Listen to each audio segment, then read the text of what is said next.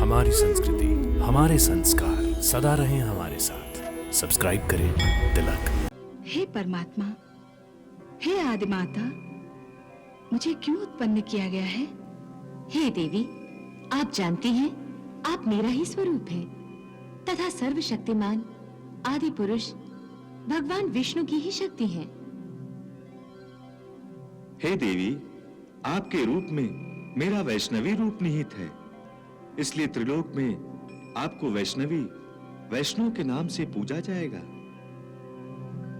हे वैष्णो देवी, पाताल से आकाश तक अनाचारी राक्षसों के अत्याचारों से पीड़ित प्राणियों की हाहाकार गूंज रही है।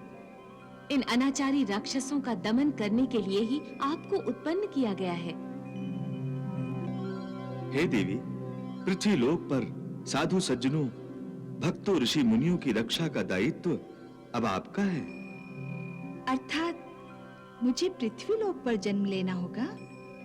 हाँ देवी, समस्त पृथ्वीवासी अधर्म की समाप्ति और अधर्मियों के विनाश के लिए आप ही की प्रतीक्षा कर रहे हैं। हे देवी, आप धर्म की रक्षा भी करेंगी और अधर्म के अंधकार में भटकने वाली पुण्य आत्माओं का मार्गदर्शन भी करेंगी। आप भक्तों के लिए मंगलमयी होंगी और दुष्टों के लिए दमनकारी।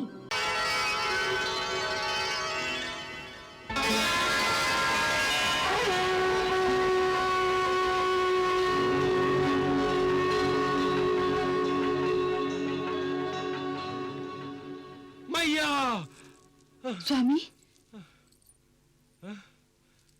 आप किसे पुकार रहे थे स्वामी? अपनी माता को, माता महालक्ष्मी को। स्वामी? विजया, हाँ? माता ने मुझे फिर से दर्शन दिए। माता ने मुझे फिर से दर्शन दिए। आप बड़े भाग्यशाली हैं स्वामी, जो आप ये सपना बार बार देखा करते हैं। परंतु माता समुद्र से प्रकट होकर हमें क्या समझाना चाहती है? इस स्वप्न का क्या अर्थ हो सकता है विजया? इसका अर्थ यही है स्वामी कि माता महालक्ष्मी की आप पर कृपा दृष्टि हो रही है। मैया हमें संकेत दे रही हैं कि निराश मत हो, आस्था रखो। माता पर आस्था ही तो एकमात्र सहारा है हमारा। विजया, माता महालक्ष्मी समुद्र मंथन के समय प्रकट हुई थी। अब मुझे ऐसा प्रतीत होता है कि माता महालक्ष्मी मुझे सूचित कर रही है। जैसे वो स्वयं समुद्र के गर्भ से प्रकट हुई थी, उसी प्रकार वो तुम्हारे गर्भ से प्रकट होंगी। नहीं नहीं नहीं स्वामी, नहीं नहीं, मैया, मैया, नहीं नहीं, ऐसा कैसे हो सकता है? माता महालक्ष्मी मुझे इस प्रकार सम्मानित करेंगी? मेरा ऐसा सौभाग्य कहाँ मैया, मेरा ऐसा सौभाग्य कहाँ? जिसकी संतान हम सब हैं, वो परब्रह्म स्वरूपिणी महामाया महालक्ष्मी हमारी संतान कैसे बन सकती है? मैया कैसे बन सकती है?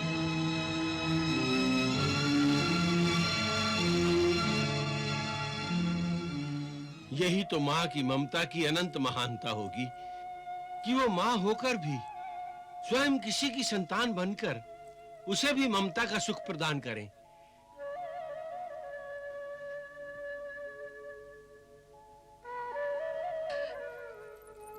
यदि ऐसा हुआ तो हमारा एक जन्म ही नहीं, कई जन्म सार्थक हो जाएंगे, सफल हो जाएंगे। हाँ विजया, मुझे विश्वास है कि माँ हमें निराश नहीं करेंगी। केवल इस विचार से ही मेरी आत्मा को परम शांति प्राप्त हो रही है। विजया, मैं तो चाहता हूं कि सपने का जो अर्थ मैंने लगाया है वो सच हो जाए और माता महालक्ष्मी के माता पिता बनने का सौभाग्य और गौरव हमें प्राप्त हो जाए। हाँ मैया।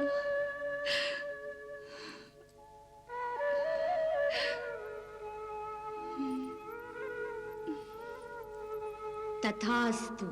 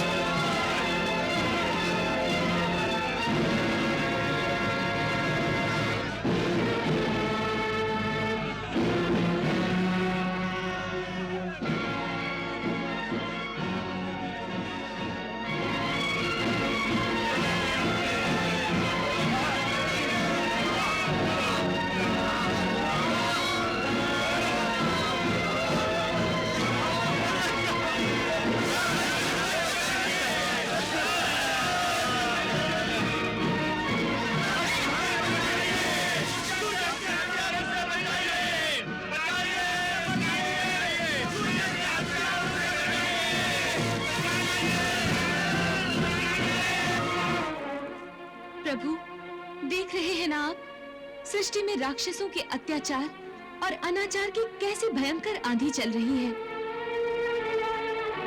साधु संत, ऋषि मुनि, साधक भक्त सभी इन अत्याचारों से पीड़ित हैं।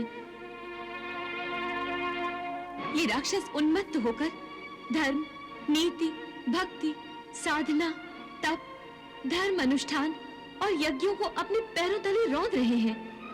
धर्म का पक्ष लेने वालों की हाहाकार और धर्म की पुकार सुन रहे हैं ना प्रभु?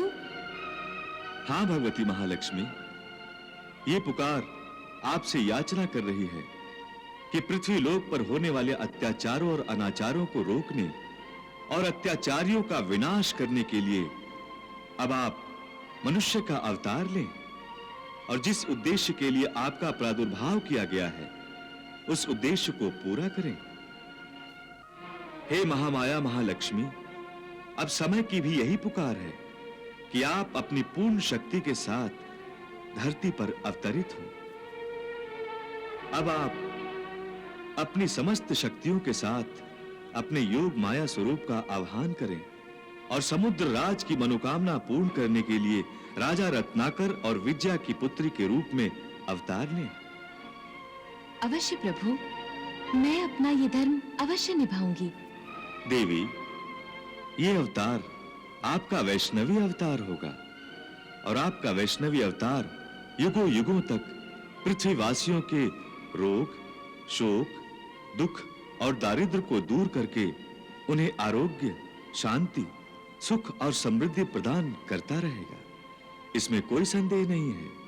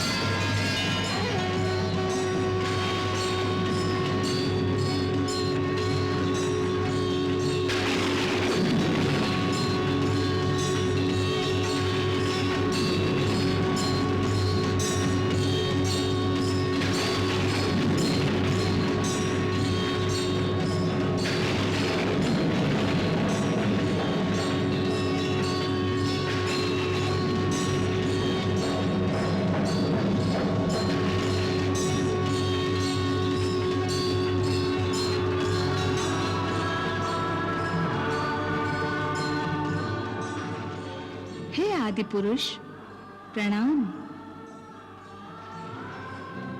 हे आदि माता प्रणाम। हे परमात्मा, हे आदि माता, मुझे क्यों उत्पन्न किया गया है?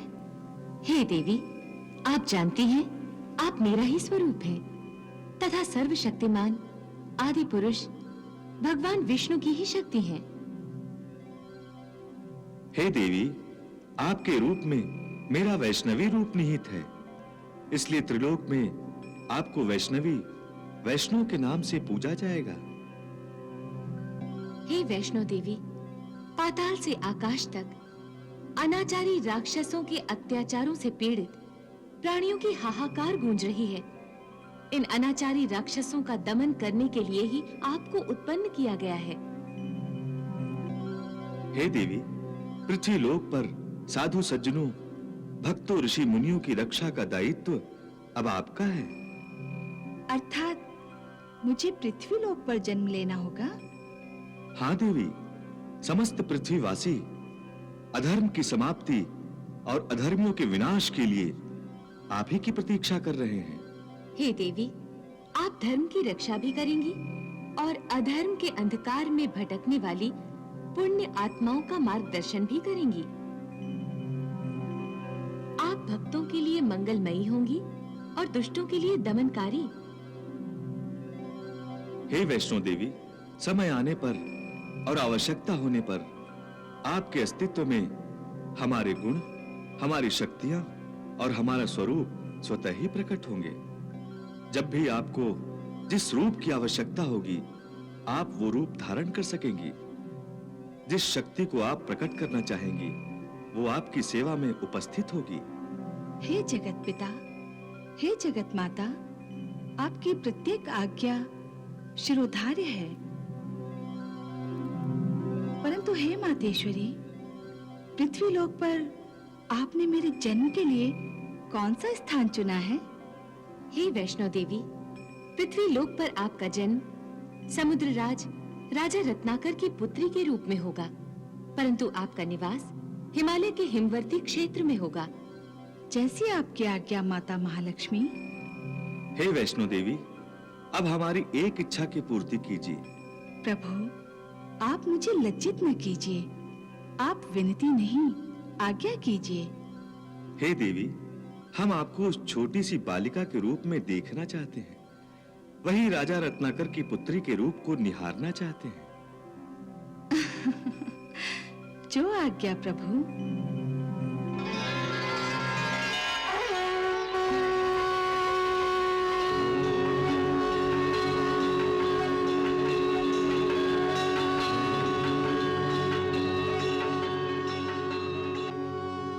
हे वैष्णो देवी, राजा रत्नाकर ने आपको अपनी पुत्री के रूप में देखने के लिए समुद्र मंथन द्वारा आपके प्रकट होने से अब तक बड़ी तपस्या और बड़ी लंबी प्रतीक्षा की है। इसीलिए आपको अपने इसी नन्हे मनमोहक रूप में राजा रत्नाकर को अपनी लीला से प्रसन्न करना है। आपकी आज्ञा की पूर्ति मैं उत्तम रूप से करूंगी। अब मुझे आज्ञा कीजिए कि पृथ्वी लोक पर मुझे वैष्णव देवी का अवतार कब लेना है मातेश्वरी? शीघ्र ही।